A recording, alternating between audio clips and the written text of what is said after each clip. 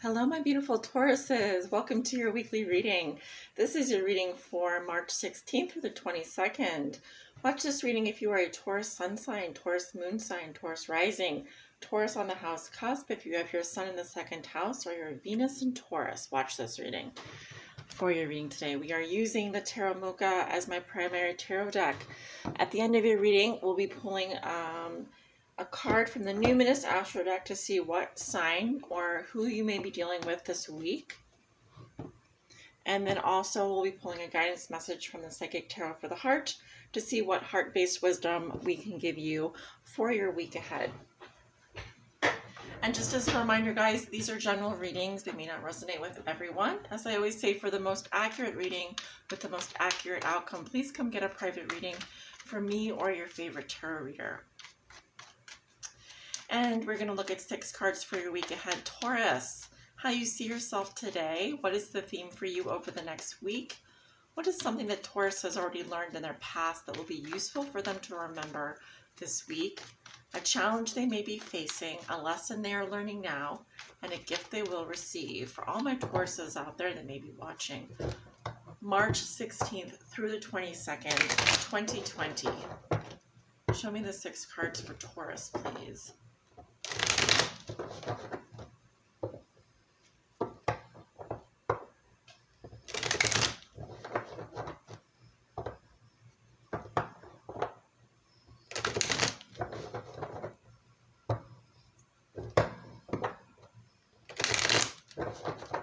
And one more for Taurus.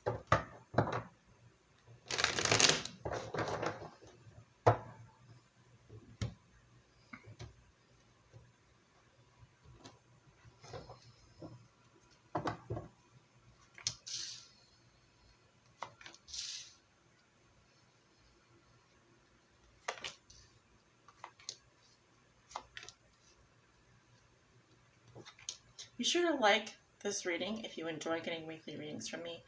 And don't forget to subscribe to my channel. Helps out the channel and helps me out quite a bit. All right, Taurus, first thing I'm seeing here is that you could be dealing with an air sign. I'm also getting that there's someone here who could be spying on you or trying to get third-party information regarding you. There could also be here some missed messages or miscommunication, so do, I guess, watch out for that. I am seeing a younger air sign here, Libra, Gemini, or Aquarius coming up. How you see yourself today, we have the 9 of Cups, so ooh la la, looking very nice. I'm seeing someone here is feeling very smug, very happy. 9 of Cups is all about food, wine, and friends. It's about feeling good, looking good. It can be a card about overindulging, so in drink or in food, but I'm really seeing someone here who is enjoying life. Thank God. We are here to enjoy life. We're here to be happy. I do feel like this is a very hedonistic energy. It can be. It's also the wish card, so make a wish. I feel like your wishes are coming true. The theme for you over the next week is the sun. Sign of Leo, sign of Aries. Also, you may have your sun in Aries, or you may be dealing with an Aries. We are going into Aries season. That's why I say that. Sun is also a card about children, happiness, gaining clarity, feeling childlike, being in tune with or healing your inner child. So I really feel like the theme for you over the next week, Taurus, is happiness. It is about looking good, feeling good, really being in your element. Perhaps you are dealing with a fire sign such as a Leo or an Aries, but I think someone here is making you really happy. It could be a child. It could also be that, yeah, I'm just seeing the sun is shining on you. You've had a major breakthrough in some area of your life here. That's what I'm feeling. So all's looking good so far. Let's see. What is the lesson that Taurus has already learned in their past that will be useful for them to remember this week? We have the 5 of Swords. This is an air sign energy. It's actually an Aquarius card. I guess you could be dealing with an air sign, or you could have in the past. I would say most likely in your past. The 5 of Swords is all about winning at all costs, even if it hurts someone else. he is called the Lord of Defeat. And so here we have someone sort of with a winner-take-all attitude. It's sort of a card about one-upmanship. It is about defeating your opponent, but I do see here people walking away from a battle. So in some ways, it can be about a nasty situation, some kind of conflict here where there were no winners. Someone may have felt like they won because they used certain words, or they were able to cut someone down to size, or something nasty here. But basically, I feel like the lesson you learned from this conflict was that there were no winners, and it just created a lot of pain, a lot of hurt, a lot of resentment. It may have been a short-term victory, but it wasn't a long-term victory. So that may or may not resonate with you, but I am seeing that in your past. This is a lesson that you've learned.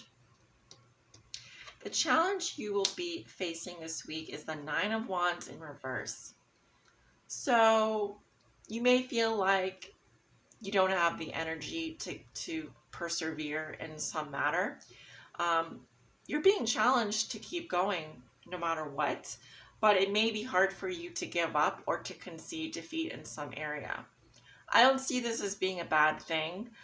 In fact, the Nine of Wands reversed in the challenge position is the Nine of Wands upright. So it may be that you are dealing with a fire sign this week who doesn't want to keep going. They feel like giving up. They feel burned out. They feel like they're losing the battle with you, or they're losing.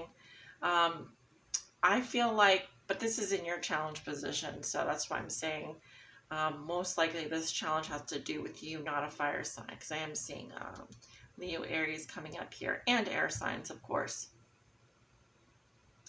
Yeah, I feel like something here makes you want to give up. Something here makes you want to, whether it's just the battle scars have kind of taken their toll. Some situation here, it could just be burnout. You know, maybe you just feel like you need a vacation, or this conflict has just been too much for you, and you really don't want to have to deal with that again. And so, it's a challenge for you to give up. I feel like you're not the type of person that gives up very easily. And the lesson you're learning now is the Seven of Cups in reverse. So the Seven of Cups in reverse talks about practical reality, being pragmatic, seeing through the illusion. It could be that in the past, or even more recently than the past, like yesterday, you felt like you had all these options. You were kind of dreaming about all these different things. Maybe you were shopping for houses, or you were just you had a lot of wishful thinking. I'm seeing that the lesson you're learning now is that it's coming down to just a few options here. Things are starting to become very real. Things are starting to become very clear. And what I'm kind of getting is that it's better to sometimes just see the reality of a situation than to make it what we like it to be or what we wish it to be. We have to deal with the reality of a situation. So, of course, this card isn't saying don't forget about your dreams, don't forget to brainstorm and be creative, but do look and see, well, there's probably one really good option, or two really good options, or maybe three really good options. I don't feel like you have to throw the baby out with the bathwater here. I don't feel like you have to give up completely, but I do feel like the lesson you're learning is about being realistic and seeing things as they really are, not how you would like them to be. And the gift you will receive, we have the Eight of Swords. Okay. So I'm really seeing someone here who is feeling trapped or stuck. They feel like they don't have power, that they can't see the solution. She's wearing a blindfold, so of course it's easier to solve a problem when we can see it for what it is. And while I do feel like that's something that you're getting really good at, I still feel like there's a lot of questions. You have a lot of questions that need answering. Maybe you may feel like a victim in some ways, or you may feel like you are trapped or stuck where you are. I don't feel like that's the case. I do feel like you're going to be receiving a lot of clarity this week, and so that's going to clear out a lot clear up a lot of maybe issues that you've been having.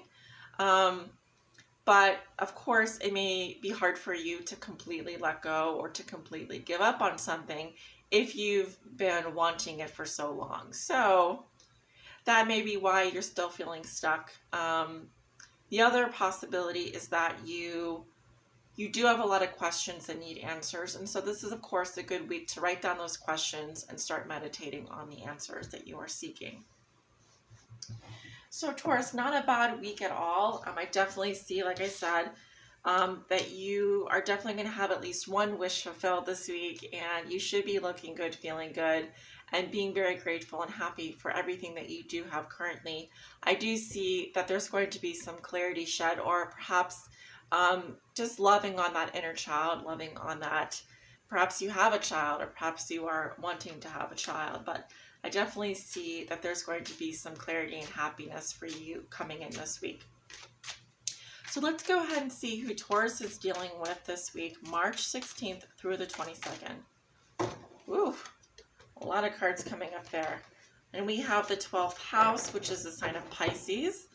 Of course, we are just ending Pisces season here in Western astrology and going into the first house, which is Aries, right around the equinox, which begins on the 20th. So I do feel like you're dealing with a lot of 12th house stuff this week. And the 12th house deals with Pisces. So, of course, you could be dealing with a Pisces. But 12th house matters talk about the subconscious mind, compassion, dreams, karma, forgiveness, baggage, trance states, the unseen, healing, spiritual development, guilt, prayer, and Akashic records. So this can definitely be a heavy energy. If you don't have a lot of 12th house placements, of course, this can be a difficult time. But definitely check your astrological chart to see what signs you have in the 12th house. You could be a Taurus with a 12th house sun, or maybe you have you have Taurus in the 12th house, and that is occurring during Pisces season. So we'll just keep that there. But I would say if you're dealing with any sign this week, Taurus, it's likely a Pisces or someone that has heavy 12th house influences. So they may behave like a Pisces. So even if you're dealing with a fire sign, they could potentially have a lot of 12th house stuff going on in their chart. Something to keep in mind. You never know, right? And let's see, what is your advice? What is your guidance for Pisces? Oh, see, I'm even just saying it. What is your advice for Taurus? Not Pisces. What is your advice for Taurus, March 16th through the 22nd? What is your advice for Taurus, please?